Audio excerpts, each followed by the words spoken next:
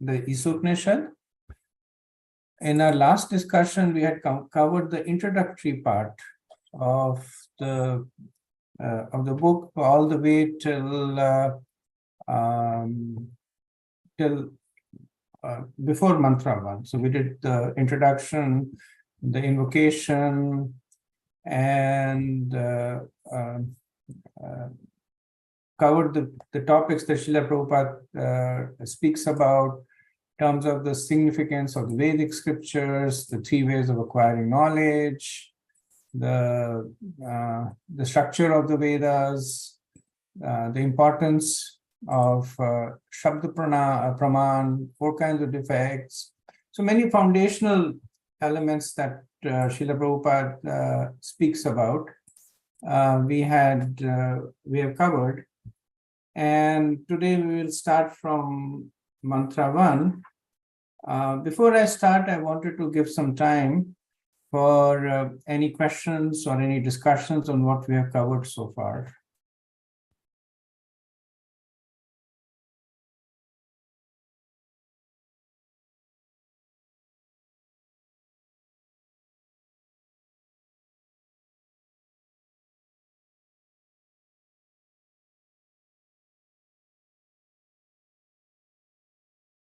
Okay, very good. So if there are no questions, we will, I see, yes, Ajit Krishna Prabhu.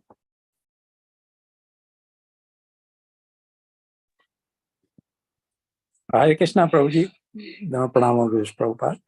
Sorry, it took me a little time to raise my hand because I was trying to press the buttons here on the phone and it wasn't being very responsive. Just a quick question, Prabhu, regarding what you described about the Vedas and how 94% of the knowledge is not available anymore. So it kind of raised a question in my mind that, of course, we are very fortunate that we have the essence of the Vedas in the form of the Srimad Bhagavatam from Srila Vyasadeva. So that and the CC and Bhagavad Gita, etc. So that is available to us, and we in the Vaishnava line, we have guidance from. Essentially, we have the guidance that the Vedas are basically trying to give us. But when it comes to other practices that we believe are coming from the Vedas, such as, the marriage ceremony or so many other ceremonies that we follow, especially in our temples and so forth, and not just ISKCON temples, I'm talking about the other temples. It kind of raises a doubt in my mind that is that complete knowledge, or is that as good as we can possibly get at this point, given that 94% of the knowledge is not available anymore? And is this just it's a function of Kali Yuga now that this knowledge is not available, and fortunately the Srimad Bhagavatam is available, so it makes the case for taking to Bhakti and Vaishnava philosophy even stronger. So these are just some of my thoughts, but I just wanted to kind of share them with you and get some guidance from you on it. Thank you, Prabhu. Yes, what you said is very consistent with the statements of Sripad Jiva Goswami. The fact that the majority of the Vedas are lost basically get us to the situation that it is difficult for us to rely on the processes given in the Vedas for purification. So as we know, the majority of the Vedas are karma kanda, and the process of karma kanda is not only intricate, but it is also linked.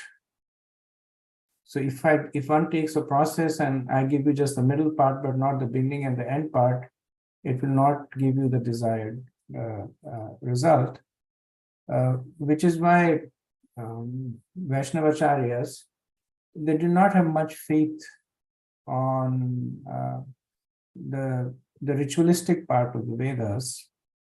What we see right now are basically abhas, Prabhupada would say, and that either they are cultural, that they're coming down from father to son, and that's how they're coming, or they're reflections. Like people have basically taken some part of the existing Vedas and extrapolated it. But very limited effectivity. Having said that, Prabhupada did not completely eliminate it, because he did say that the samskars, at least they create favorable impressions. So they create some amount of adherence to the Vedas, that yes, this is coming from the Vedas. But compared to the process of bhakti, he was very much focused. For instance, when the temple installation in Vrindavan was being done for Krishna Balram temple, then Prabhupada did not do the deity installation. Generally, he would do it, but in Vrindavan, he didn't do it. He asked the priests from the Goswami temples to come and do the installation. And when they were doing the installation, and they were debating amongst one another, now this is the mantra to be used, and this is the process to be followed. Srila Prabhupada was sitting in the courtyard in front there, and Kirtan was being done there. And then he was laughing to the disciples, and he said, this is where the real deity installation is being done, because this is where Sankirtan is being done. But he still wanted that to be done to get general acceptance from the temple, from the people. Otherwise, people would say these deities are not properly installed, or the caste Goswamis would say that this has this truti and that. So he did it more for general acceptance. But the real potency is actually from us following our Yuga Dharma, which you noted was the process of the Trayo Darshan that we have, Bhagavad Gita, Bhagavatam, Chaitanya Charitamrita, which have been preserved in their entirety, and the process of bhakti that is recommended. So that way we are fortunate that we have that lineage. That's the point Jiva Goswami makes in Tattva Sandarbha.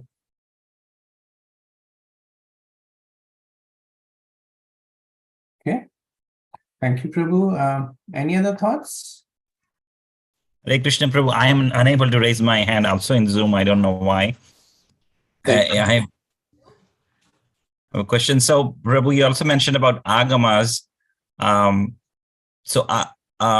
you elaborate more on the agamas? What do they agamas say about? And is this the same agamas where Jainism Jainism also have agamas? Is this the same agamas? No, the agamas are essentially supplements to the Vedas, right? Like it is said, the Vedas is the original Chaturvedas, and then there are later exalted personalities that comment on the Vedas. So the agamas come in that category, and just like the Vedas are divided into by the modes for different people, so are the agamas. And part of the agamas are bhakti agamas, and under them there is the scriptures that we see that come related to bhakti. I believe I have a short write-up on the agamas, and I will put it in the group. Thank you, Prabhu. So I don't want to take too much time, but since you're interested, I'll put it in the group, and others can also read it there. Okay. Thank you, Prabhu. Yeah, thank you. Ajit Krishna Prabhu, did you accidentally raise your hand, or you had another question? I actually had another question, if I may, Prabhu. Sure. So, Prabhu, so regarding, like you said, some of the Vedas, they are reflective of the modes of different people. And I mean, I may have heard in a lecture somewhere that Atharva Veda has some of these, like the black magic sort of thing and all those things. I mean, but the other part of me feels that, well, fortunately, most of that knowledge is lost, and 94% of it is lost. So then the ability for people to harm others through this sort of thing is also probably lost, if not so is that the right understanding? Because we as Vaishnavas, I mean, we are taking or trying to take a very sattvic path, and obviously we pray to Nrsimhadev for protection from all of these other sort of influences. So just wanted to ask you about that, Prabhu. So you're right, Prabhu. Atharvaveda has the Krishna Paksha and the Shukla Paksha. The Krishna Paksha is the dark part of the Atharvaveda, and the Shukla Paksha is the light part. The Isa Upanishad belongs to the Shukla Paksha of the Atharvaveda. And the Krishna Paksha, I think nomenclature changes over time. So yes, it has mantras to get control over ghosts and spirits and Brahma Rakshasas. And it is explained that the reason they are there is because, and we are again going to the earlier purists, performers of Vedic sacrifices, that when they were performing the Vedic sacrifices, then there is a category of entities called Brahma Rakshasas. And Prabhupada explained Brahma Rakshasas are essentially Brahmins who fell down, and they would create disturbances in the yajnas. So one of the 4 priests that was performing the yajna would be an expert in Krishna Yajurveda. So they knew these mantras to drive away the spirits, to control them, to protect the yajna. So they would look for any truti. So if there was any mispronunciation of a mantra, if there was an oblation that was contaminated an offering, so very Karmakanda is very, very particular. You have to do each and everything specifically, right? When we see when Kashyap Rishi instructed Diti into following the vrata, she wanted to have a child to kill Indra, and it was very, very specific. And once she just forgot to wash her feet and went to sleep, and that was the contamination. And then Indra entered into her womb and cut her embryo. So that part of the Vedas, yes, it deals with so-called tamas. It's meant to protect the sato from tamas. Now, earlier on, unscrupulous personalities would focus on that, and they would control the spirits and use them for harming others, etc. But as you were saying, even that is lost. And so even that capability is not there. But we do see, especially in Puranas that are more in Raju and Tamogun, we see this pastime where personalities would chant mantras from the tamasic part of the Vedas, and they would invoke demons or Rakshasas. We see the Durvasa Rishi doing that for Amrish Maharaj. So there were instances of that, but Vaishnavas, they are protected from that. And there's also, so earlier on, there were a category of Brahmins who actually rejected the Atharvaveda for this reason. And they were called the Trivedis. So there are the Chaturvedis who studied the 4 Vedas. There were 3 Vedis. They would not read the Atharvaveda. Not that they were rejecting the Vedas, but they did not trust themselves. They said, if we read this, we might get contaminated by reading all this about that. So they would say, better not read it. So they would focus only on the 3 Vedas. But as you're saying now, of all the 4 Vedas are practically gone. So if somebody comes and says they have control over ghost and spirit, they're probably lying. It's unlikely that the scriptures that allow those kind of control, and there's a lot of processes involved before one can do it. I remember Radhanath Maharaj was once explaining about a different aspect of it, which is The Vedas have processes, and these are the Upavedas, not the primary Vedas, which have processes of how to create gold from iron. Right, and so it comes down through script, through generations, and there are people who actually they're called alchemists. They try and follow it, and there's been no success.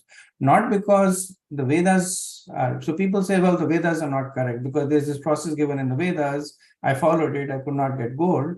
Not because of that, but because the process has been lost over time. There are, part A that do this, part B do this, and then part C do something, and everything else is lost in between. Thank you so much, Prabhuji. Thank you very much. Sure. Yes, Shaktiman Prabhu? Hare Krishna, Prabhu, then from Jai Shri Prabhupada. Prabhu, just one small question. So we are talking about Vedas, like 95% of the Vedas is lost.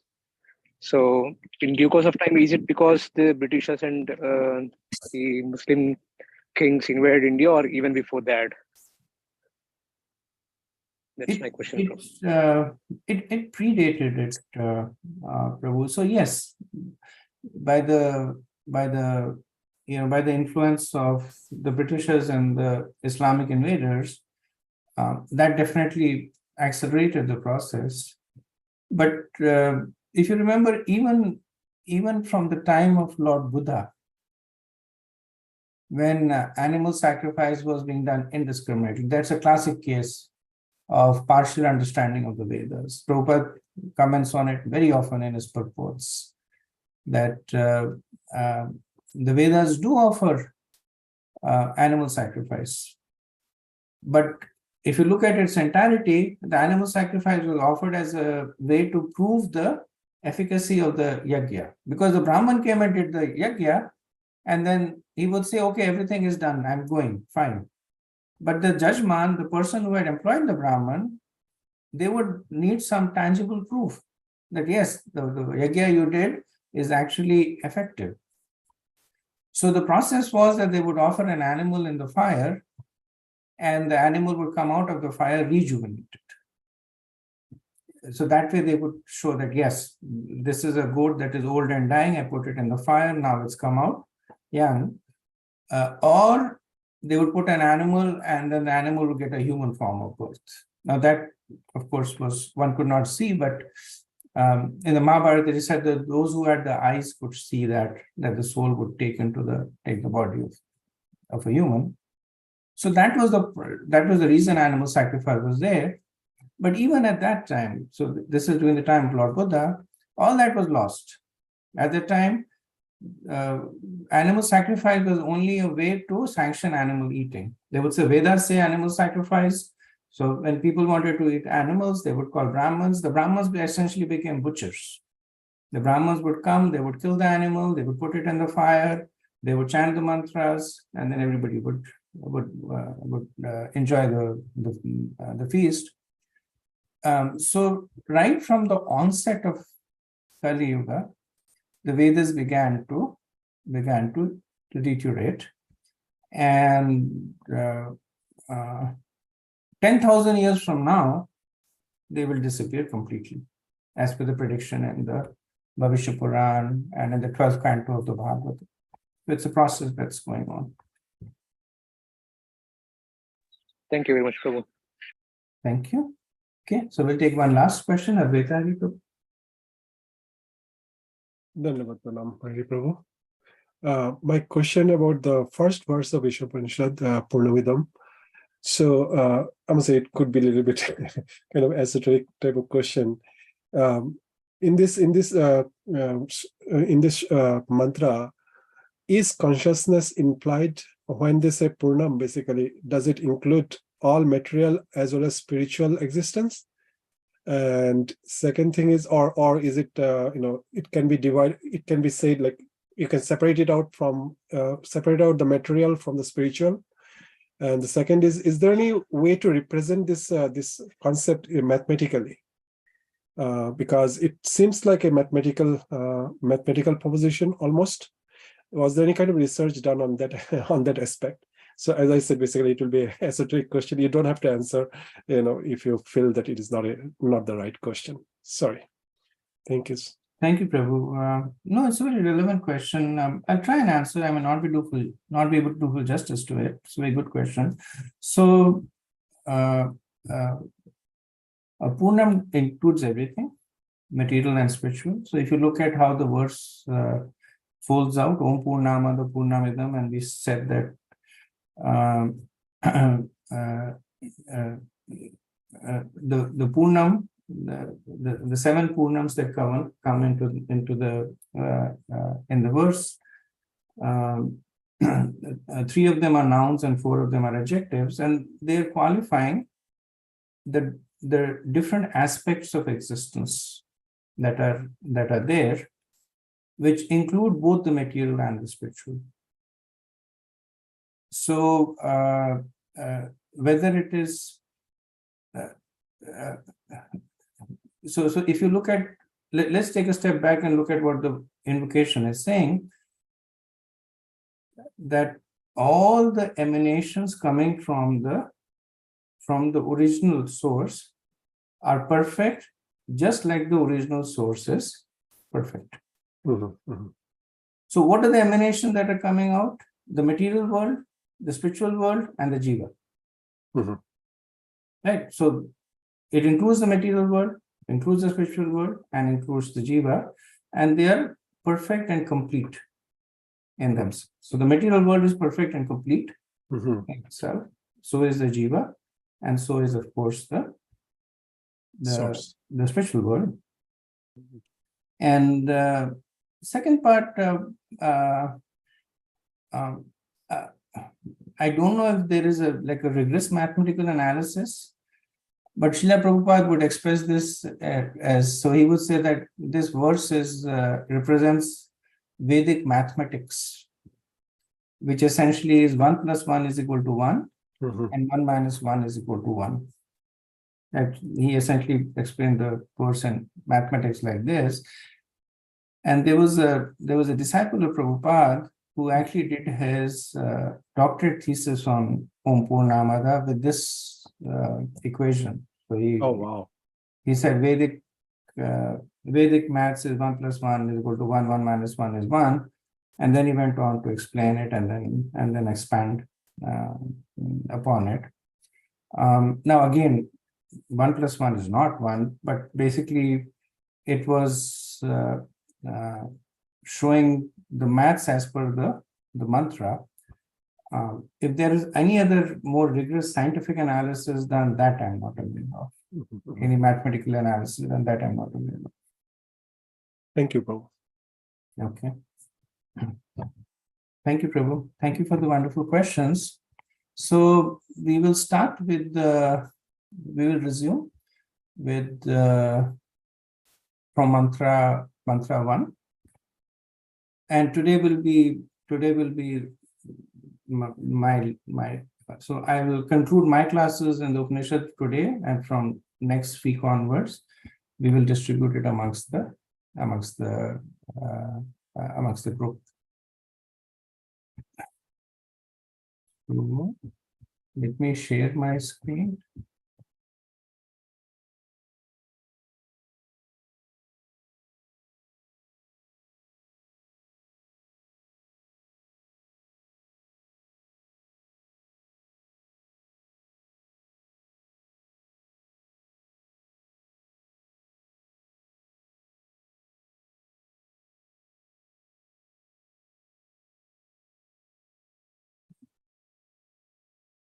So I wanted to give you an overview of the 18 verses. The first 4. So one point I wanted to just make is, even though I use verses because I'm used to using verses, you'll notice that Srila Prabhupada, he describes this as mantras, mantra 1, 2, 3, because they're Vedic mantras. Like in the Bhagavad Gita, they're shlokas, or the Srimad Bhagavatam, they're shlokas, because they are in a different category. So they're Puranic. And mantra is, in Vedis, what you find is mantras. So Prabhupada wanted to stay true to the nomenclature. So you see that he'll call them mantras. And since I'm used to saying verses, I might say, I just call verses, but just understand this distinction. So from invocation to the third verse is the process of living in harmony with the Lord. Then 4 to 8 is the vision of the Mahabharata. And what does a pure devotee see? How can the Lord be understood? By spiritual vision. Then mantras 9 to 11 talk about knowledge and nations. And this is an interesting aspect. In the Isopnishad and in the Vedas also, where in order to be very precise, both things are mentioned. What it is and what it is not. Right? Like in the Nectar of Devotion, when Srila Rupa Goswami was describing the principles of Vaidhi Bhakti, then he describes it with an injunction and a prohibition, that always remember Krishna and never forget Krishna. Right? So forgetting Krishna is wrong and remembering Krishna is right. So he gives both. So that's the way the Vedas work. So 9, 10, and 11, they talk about Vedam and Avedam, the right way to know the Lord and the wrong way to know the Lord. Then mantras 12 to 14, they talk about the right and the wrong way to worship the Lord. And finally, mantras 15 to 18, they're beautiful prayers to the Lord to reveal, where the speaker is essentially surrendering. And the point is being made that, so if you notice that until mantra 14, it's an ascending process, where the person is, where the instruction is to the person, do this, know this, know this. But will all of that take you to the Lord? No.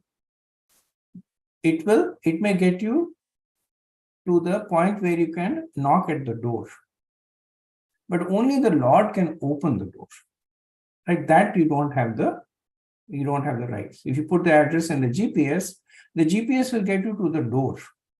Take right, take left, whatever. And now you're at the door, you're knocking at the door. The only way you can get in is the person opens the door. So these 4 mantras in the end, they are like, the person says that I have done my best to come to you. Now you please reveal yourself. Right? So these are very nice prayers out of humility. Humility, and we'll see there's a tinge of pride also, but pride in one's relationship to the Lord. Not that I'm great that I've come to the door, but I'm great because I'm related to the greatest, the Lord. Okay.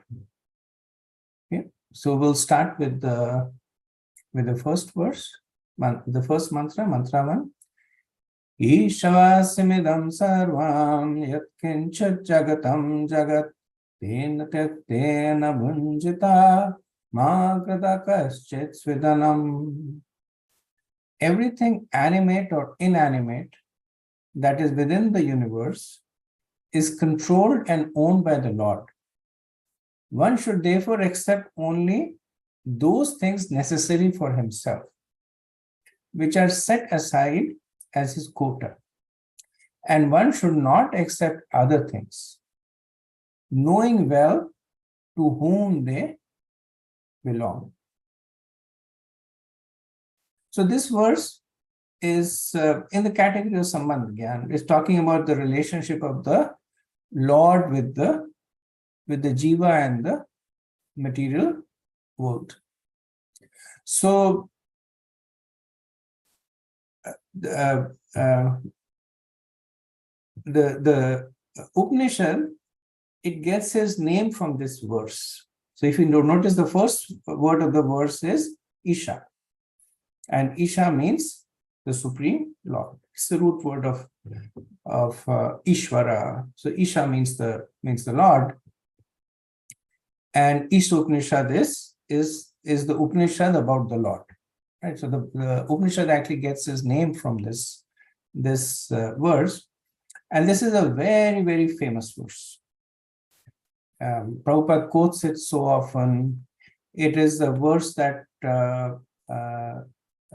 is the basis of Yukta Vairagyam, right? Right after Ishavasya. So what is Ishavasya saying? That you only accept what is set aside as your quota. Now, what do you do after you accept your quota? Anasaktasya vishyan yathartham upayunjata nirbandha Krishna sambandhe yuktam vairagyam uchyate. That even after you take your quota, then you see how you can best use anasaktasya without any attachment, anasaktasya vishyan yathartham upayunjata nirbandha Krishna sambandhe. And how can it be used in the service of Krishna? Yuktam vairagyam uchyate. So this is also the basis of the famous verse by Rupa Goswami on Yukta Vairagyam. So Srila Prabhupada, when he comments on this verse, and Isha Upanishad was one of the books that Srila Prabhupada had written the commentary before he started ISKCON. When he was in Vrindavan, he was writing commentaries. So he had written the commentary. I think later on he completed it or refined it, but he had written it before he had actually started as one of the earlier books that he had commented on. He had also written a commentary on the Bhagavad Gita that he lost, or that was lost, and he had also written a commentary on the first canto of the Bhagavatam, but not complete first canto, part of the first canto. These were the books that had come with him when he came to the US. So similar point is made in the Bhagavad Gita also, where in the verses 4th and 5th of the 7th chapter, Krishna talks about para and apara. So para is inferior and apara is superior. So one is the jiva and the other is the material world. So everything, whether it is living or non-living, belongs to Krishna. Once one recognizes this, Prabhupada says it will take away the root cause of all the quarrels. Right? So the benefit of the Ishavasya principle is that one automatically begins to live in harmony. And Prabhupada talks about it, that if one, the humans are a little unique in the sense of the human form of life is a little unique because they are the only one that does not follow the Ishavasya principle.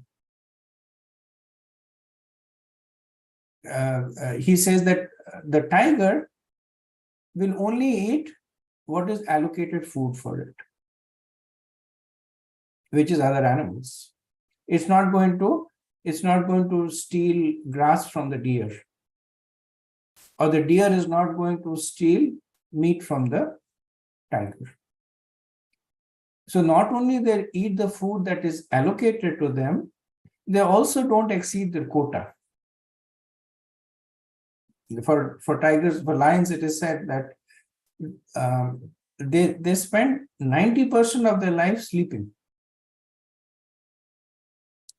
because their whole purpose in life is to hunt. Once they hunt, they eat, and then they are done. So you won't see them going around opportunistically hunting and then storing dead carcasses here and there. Even if there is an abundance of animals, once they have their prey, they will eat it. And the other animals also recognize that this tiger is eaten. So they will actually not even run away when the tiger comes. They have this sixth sense, they recognize it as eaten. So they will completely ignore the tiger, and the tiger ignores them. That's the Ishavasya principle. Eat your quota, consume your quota, and don't exceed it. But the humans, they do. And that is why there is so much of disharmony.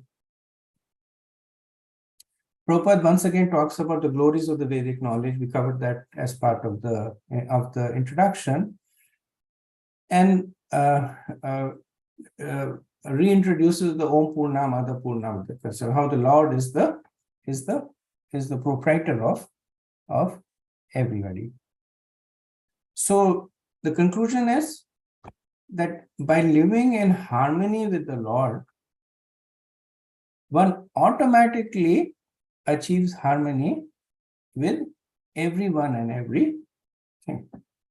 So when you understand the proprietorship of the Lord over everything, then the natural question that comes is that since this belongs to you, what would you allocate for me? What is my quota? And then if you stay within the realms of that quota, then harmony will automatically come. So so we will see the beauty of this Upanishad in that it appears to start from a platform of material peace and harmony.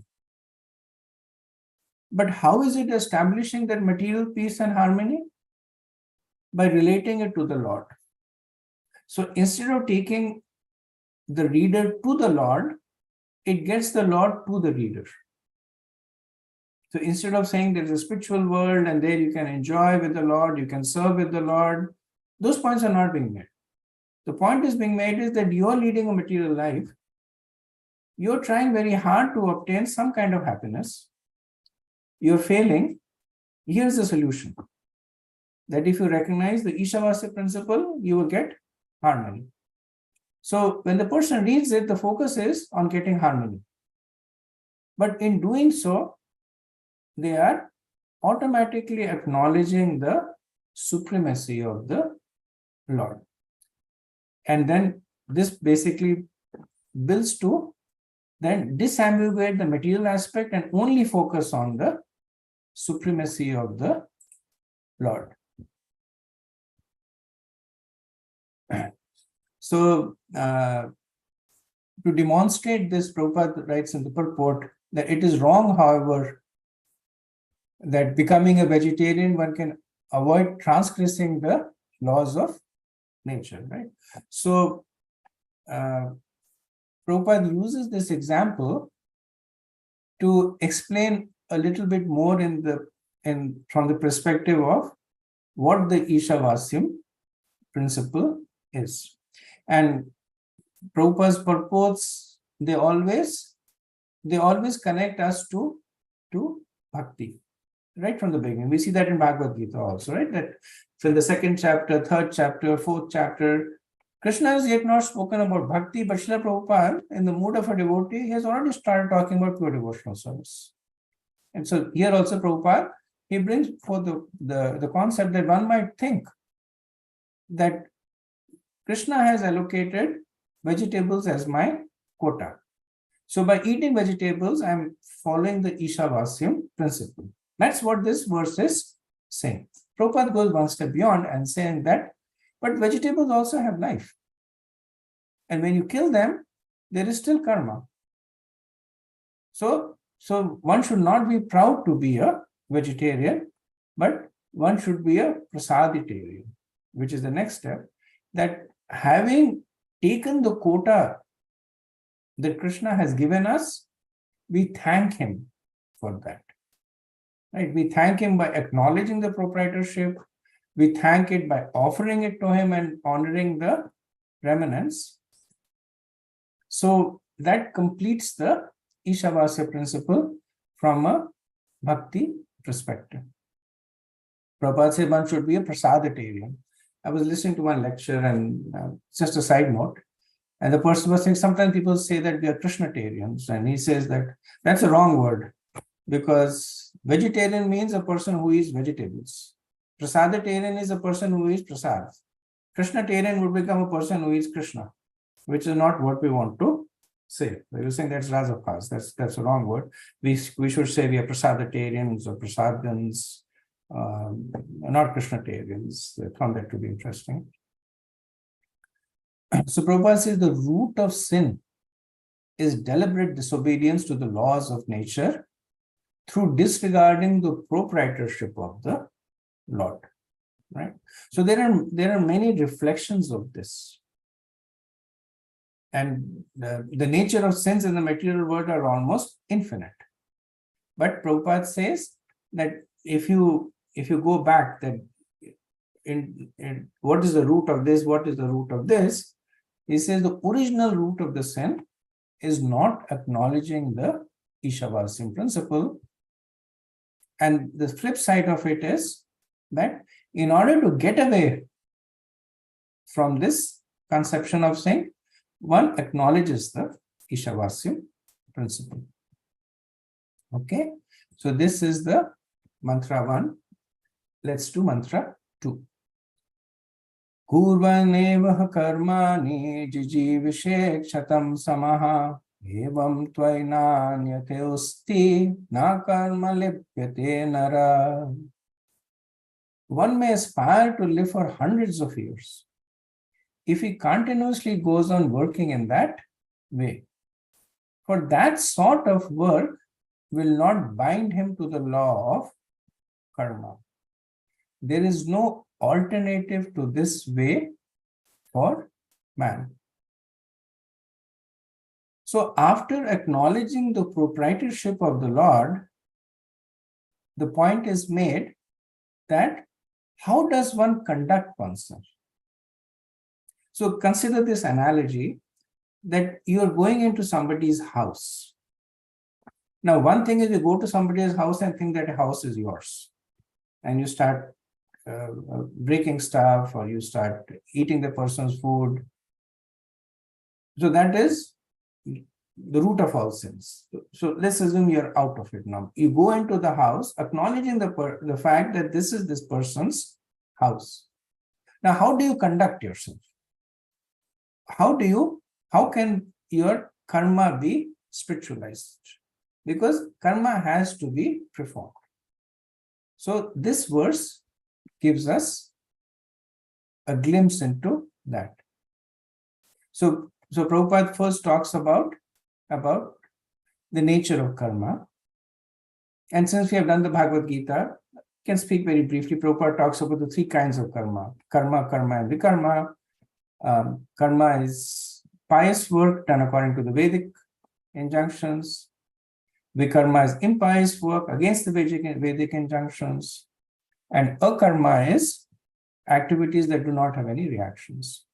So both karma and vikarma are binding by nature, but akarma is that which is not binding. And as long as one is performing karma or vikarma, then karma bandhana, then the bondage comes either to a higher form of life or to a lower form of life. So Prabhupada says that these isms like socialism, communism, nationalism, they're attractive forms of karma bandhan. But the Vedic instructions of Sri Upanishad is that if one actually wants to live a life above these isms, they should be God-centered. Right? So this is the essence of the verse. How can you spiritualize your karma? By centering them around the Lord. Just like you're accepting your quota based on the proprietorship of the Lord, you also perform your activities with the understanding that they are for the pleasure of the Lord, the God-centered conception. So, in the third page, so this is the relative page. In the third page, Prabhupada says that that is the purpose of the Vedas, that they ultimately will lead to a karma. So that's why I say the Vedas are ultimately one to liberation. Even the part of the Vedas that are karma, they are there to purify one so that ultimately the person leads to a karma. So if you can, so I think somebody's mic is unmuted. If you can kindly mute your mic. I think Raj Prabhu, if you can mute yourself. Oh, sorry, Prabhu. Thank you.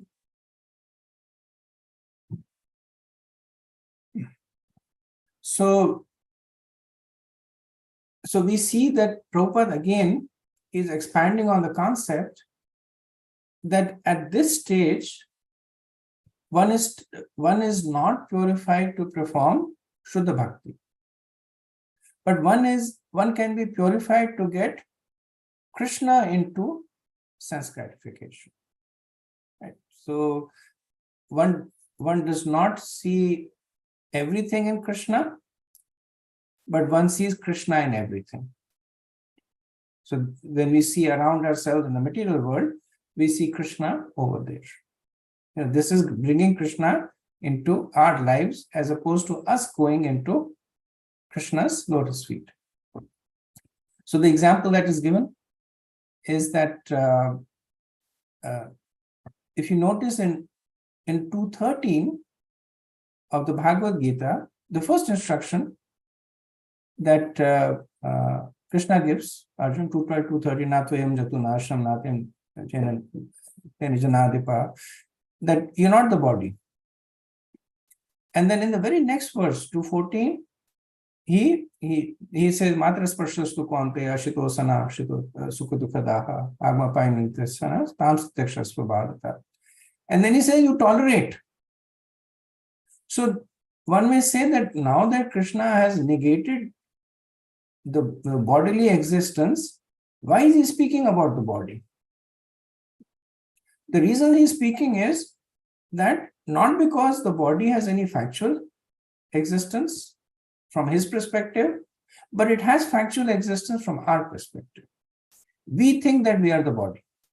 So the point is making is, while you think that you are the body, see how you can use it to elevate yourself. How can you use the material conception to achieve the spiritual conception? So when a person, so it's said that when a person is very angry about something, then there is no point in arguing with the person that you are wrong. There's no point in trying to defeat the person with logic. The best way is to pacify the person.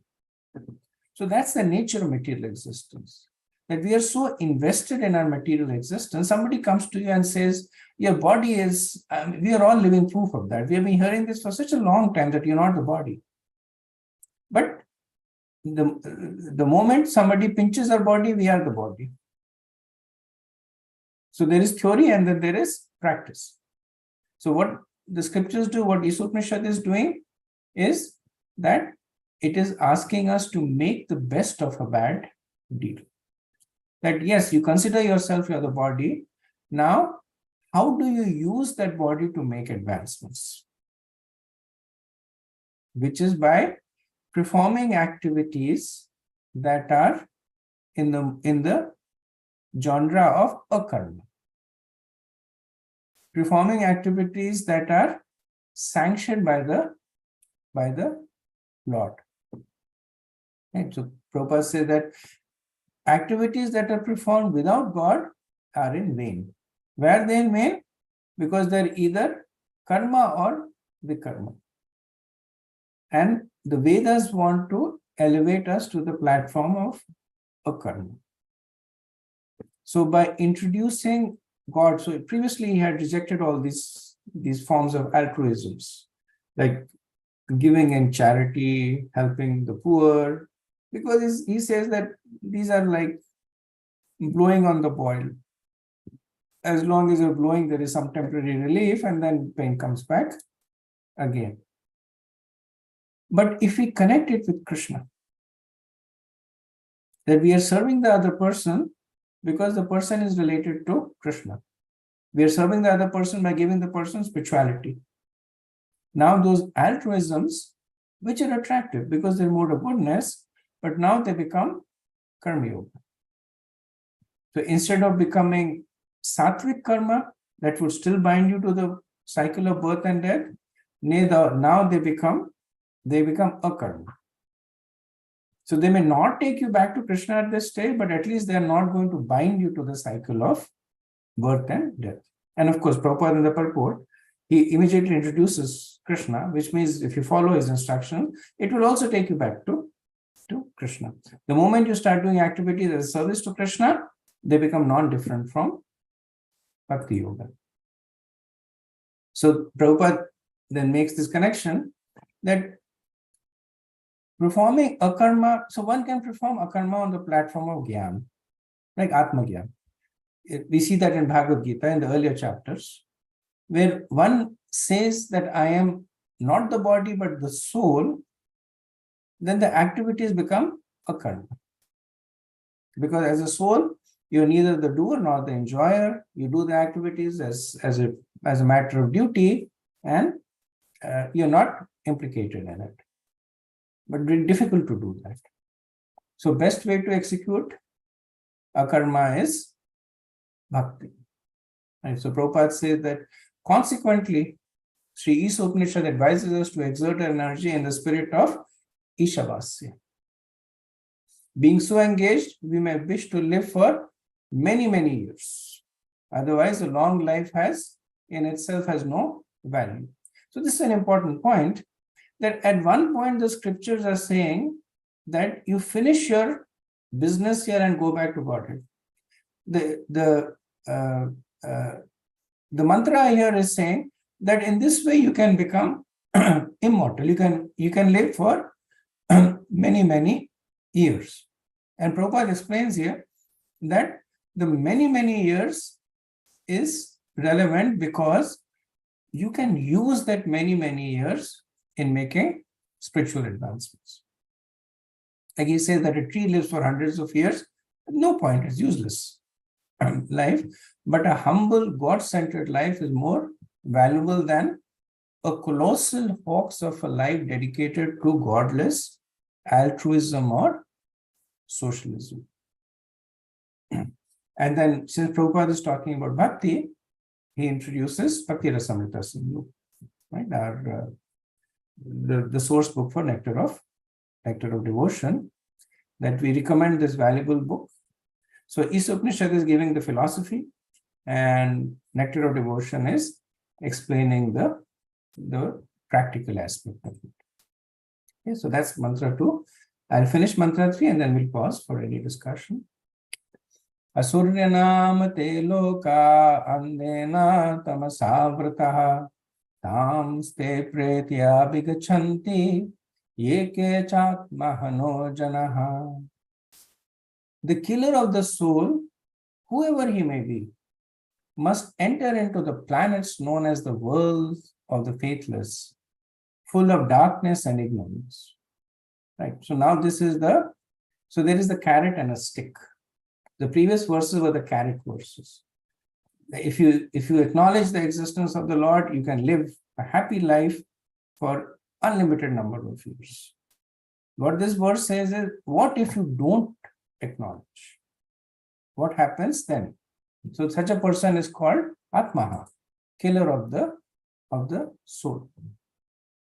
And Prabhupada says, who is the demon that are neglectful of the responsibilities or have no information of them? They are called asuras. So the asuras are not the people who have horns on their head or who have fangs or long nails. They are people who either purposefully neglect, which means knowing what they have to do, they don't, or they don't know. And therefore they act in a deviant way. They are the asuras. And the asuras are soul killers, Atmaha. And I'll speak a little bit more about Atmaha because Atma is it's a surprising word, right? Because Krishna spends so many 30 verses in Bhagavad Gita talking about the immortality of the soul that never dies, never can be burned. And now he's talking about Atmaha, right? So we'll see what it means. If we are not able to use the soul for the purpose that Krishna has created the soul, it is as good as killing the soul. So why did Krishna create the jivas? Like Jivere Sarupoy Krishna Nityadas. That's the reason he created that. The eternal position of the soul is to serve Krishna. And in serving Krishna, the soul experiences more happiness than Krishna does. So, Anandamai. So that's how the soul experiences unlimited happiness. When the soul is not executing its intrinsic purpose, that you buy a heater in the house, you come and plug it, and then it starts acting like an air conditioner, then it may be a very efficient air conditioner, but it is useless. That's not what you bought it for. So it is a failure. So Prabhupada makes this point that every success in a material endeavor is a failure, and every failure in the spiritual endeavor is a success. It doesn't mean that we aspire for failures in spiritual endeavor, but what it means is the potency of a spiritual endeavor is that even if one does not succeed completely, one is still assured. Right? The sixth chapter of the Bhagavad Gita, Prabhupada quotes the Suchinam, Shriman, that one who has executed some level of bhakti, if he fails, takes birth in the family of a Brahman or a Vaishya, and then continues. Or second chapter, verse 14, Bikramanashasti Pratvayona Vidyate, that a little bit of endeavor will at least guarantee the human form of life. And so that is the success. And one may be the most accomplished materialist, but what will the person get as a result of it? Another material body, another birth, death, disease, old age, another opportunity to commit material activities sinful. So, who is the Atmaha? And this, I've just taken a step back to explain that in the Vedas, they're poetic. So sometimes we have to take the Mukhya Vritti, which is the direct meaning, and sometimes we have to take the Gauna Vritti, the Lakshan Vritti, which is the implied meaning, right? There is something that is direct and literal, and there is something that is indirect. So generally, there are three levels of understanding. There is literal, ethical, and metaphorical. So, like in the Srimad Bhagavatam, Narad Muni, he talks about the whole pastime with Puranjan. Right? It's a whole metaphorical pastime. That there was a person, he lived in a city of 9 gates, and he had a wife, and he went in a chariot drawn by 5 horses. And then he explains the metaphor. So that was straight away metaphorical. But otherwise also, the Vedas are so deep that they can actually encapsulate all 3 forms. But one must only use it when it is authorized to use, right? Because people tend to veer towards the metaphorical aspect very quickly, because then it gives them latitude and misinterpreting it. Like in India, it became, or it still is fashionable, to say that the Bhagavad Gita is a metaphor for an internal battle. There is no Krishna, there is no Arjun, there is no Kurukshetra. The Kurukshetra is actually your body, and Krishna is your soul, and Arjun is your mind. And this is an internal conversation that is happening. There is no basis for this, because Prabhupada said that there is a historical perspective. You can go to the battlefield of Kurukshetra. In the other Puranas, they describe in details the battle that had happened. So how can you say that it's a metaphor when the scriptures do not intend to be metaphor. So similarly, Atmaha is spoken in a metaphorical way. That the person is like, sometimes they say that if a person is idling around, they'll say you're just killing time. It's a metaphor. Basically, it means you're wasting time. So Atma means that you're wasting the human form of existence. And how do we know that this is figurative, non-literal? Because other parts of the scripture were substantiated. Right? In the 11th canto, verse 20, chapter 20, verse 17, the Atmaha verse is again used there. And there it explains that the human body, which can award all benefit in life, is automatically obtained by the laws of nature. That means through the process of transmigration, although it is very rare achievement. So it's right at the apex of the transmigration. So two things, it is obtained automatically, but it is very rare. This human body can be compared to a perfectly constructed boat, having the spiritual master as the captain, and the instructions of the personality of Godhead as the favorable wind, impelling it on its course.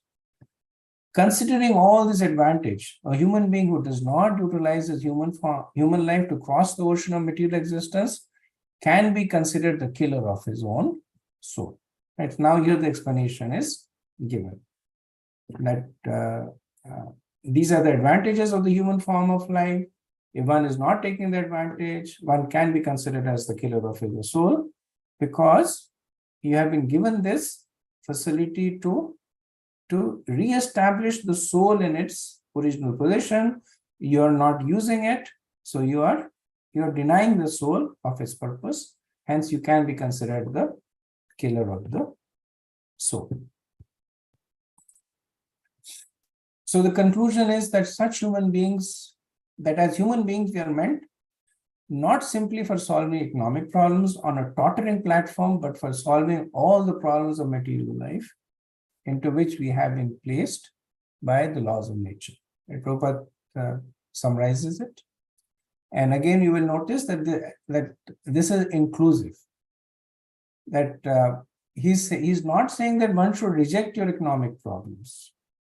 He's saying that you should solve your economic problems, but in the context of solving the original problem of the material life. Right? So this is the phase of the Upanishad that is asking us to be vested, to understand that we still are vested in a material existence, but we will use that vesting to divest ourselves. That we have economic needs, we have the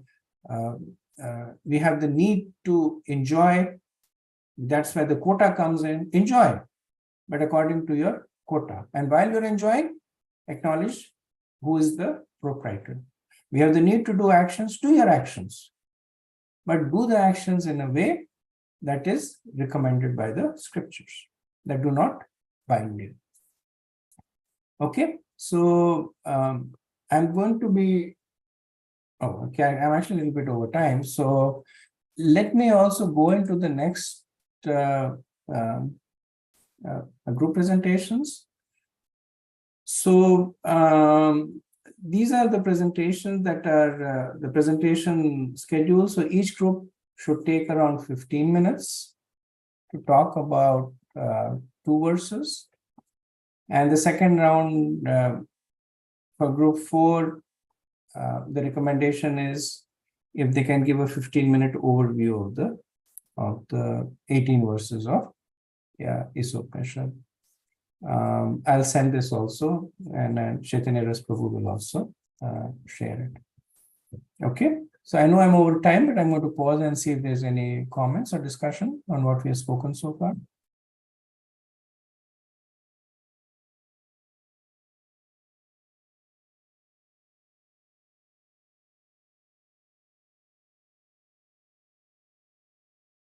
Okay.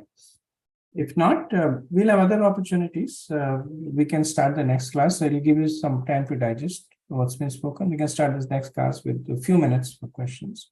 But I know we do want to keep 15 minutes for each of the groups. Vanchakalpatarubhyascha kripa sindhubhya eva cha patitanam pavanebhyo vaishnavebhyo namo namaha. Anant Koti Vaishnavind ki jai. Jai. Srila Prabhupada ki jai. Jai. Jai Gaur Premanand. Hari Hari Bol. Thank Thank you you, so Prabhuji. much. Thank you, Prabhuji. Thank you, Prabhuji. Hare Krishna. Thank you, Prabhuji.